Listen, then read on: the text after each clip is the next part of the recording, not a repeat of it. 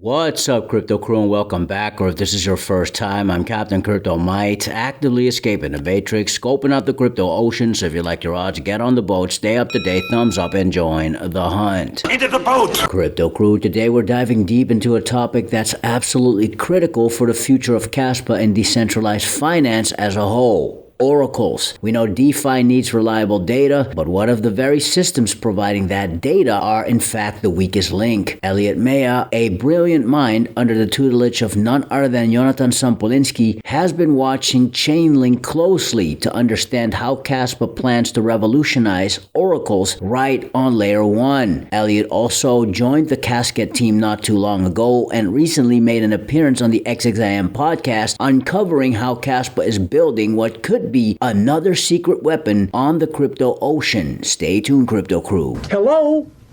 You play to win the game. Prove all things, hold fast that which is good. Kaspa is a digital asset, and like all investments, you must protect them, Crypto Crew. Self-custody is key, and in our opinion, the Tangent wallet is your best option.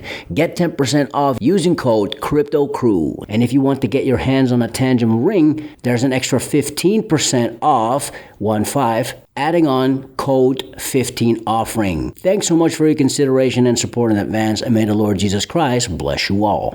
So oracles essentially are a way to get off-chain data onto the ledger. Every blockchain is an isolated ledger which doesn't have access to whatever is happening around it, and there has to be a way if you want to build DeFi, if you want to build lending, and if you want to build finance on top of a blockchain, you need access to everything that's going on around. You need a way to determine the price of that asset relative to something else. So for example, CAS on USDT. Any centralized exchange, whatever is going on Binance, cannot be found on the blockchain. So you need something to give that external price to the ledger. So these are, as you say, isolated, like blockchains are working as isolated systems, right? And they're really designed to be operating as a trustless, decentralized in the trustless, decentralized environment. We don't often talk about is that blockchains are deterministic in nature. That means they don't have access to outside data,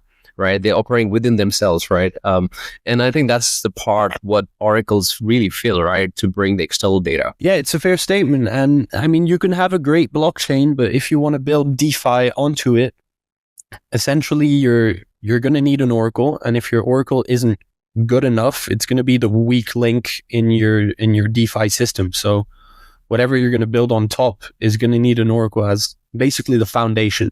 If it's not done well, it can lead either to having trusted systems, which is not what decentralization is about, or it can lead to failures if the permissionless system is not designed well enough. What are the differences between different blockchains that can access oracles and some can't access oracles? For example, Kaspa on layer 1 directly, we can't have oracles, but on Ethereum layer 1, was designed to have oracles, essentially. I think probably vprogs are going to play a central role in that. I don't have too much of an understanding on if I design a solution, how exactly it's going to be implemented. I think Jonathan has that vision and for now wants me to concentrate on actually having the solution. From what I've taken, the goal is to design a game and have that game implemented at the miner level.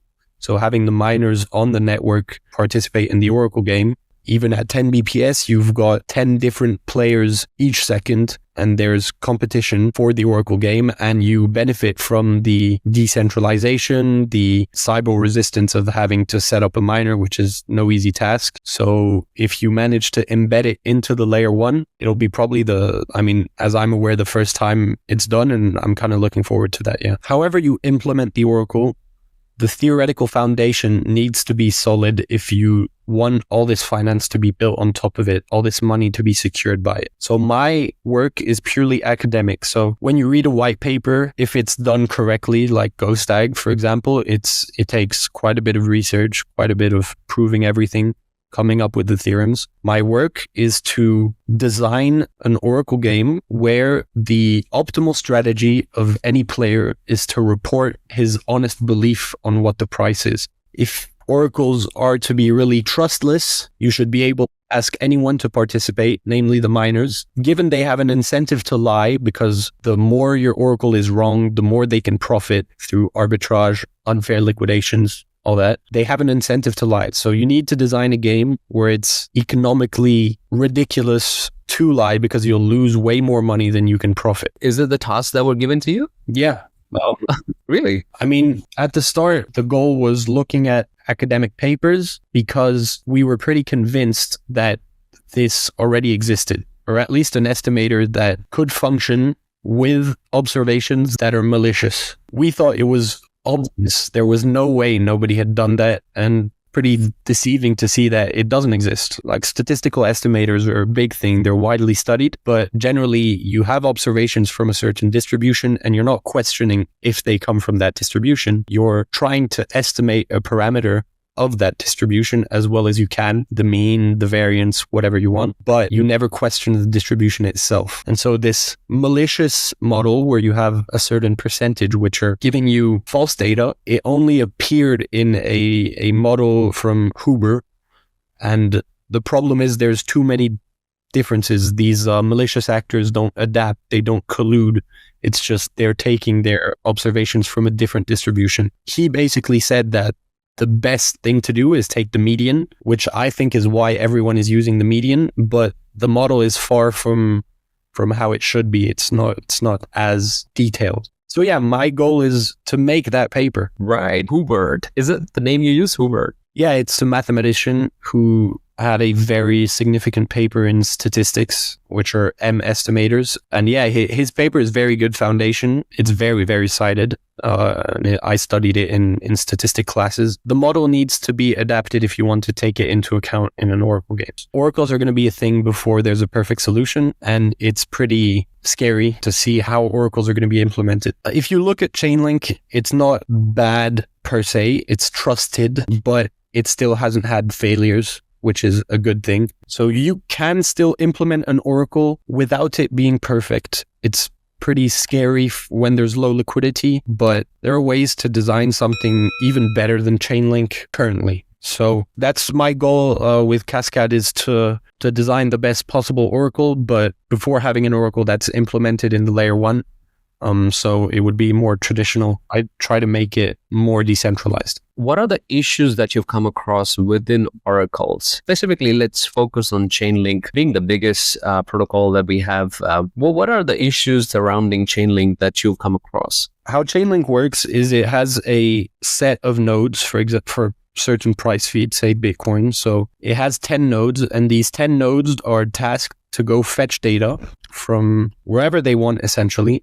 And once they fetch data, they sign the data saying, okay, like, you cannot prove cryptographically where this data came from, but it's mine. So I prove cryptographically that I have sent this data, and then you aggregate it. Chainlink uses a median, and that's your price. So you have these 10 nodes fetching data. You don't know where the data comes from, but you've got a price. And the problem with this is, if the 10 nodes end up fetching the data from Binance, essentially you're just pushing the price of Binance on chain, and there is no decentralization. So there's this false narrative of, we have 10 nodes, which 10 is not a lot. But even if you have 1,000 nodes fetching data, if they all fetch from Binance, you have no decentralized oracle. So that's the problem when the signing of the data comes from the nodes, not from the source, because basically you're aggregating, but you don't know what you're aggregating. There's this false idea of decentralization just because a lot of people are fetching the price. But if they're all fetching from the same spot, it won't matter. Each node fetches any price. They could just come up with a price. They could write it down on a paper and say, this is my price, but they're going to go fetch it through an API. And once they've fetched it, it's pretty simple. All you have now is the median, and you've aggregated different prices. You end up having one single entity who pushes it.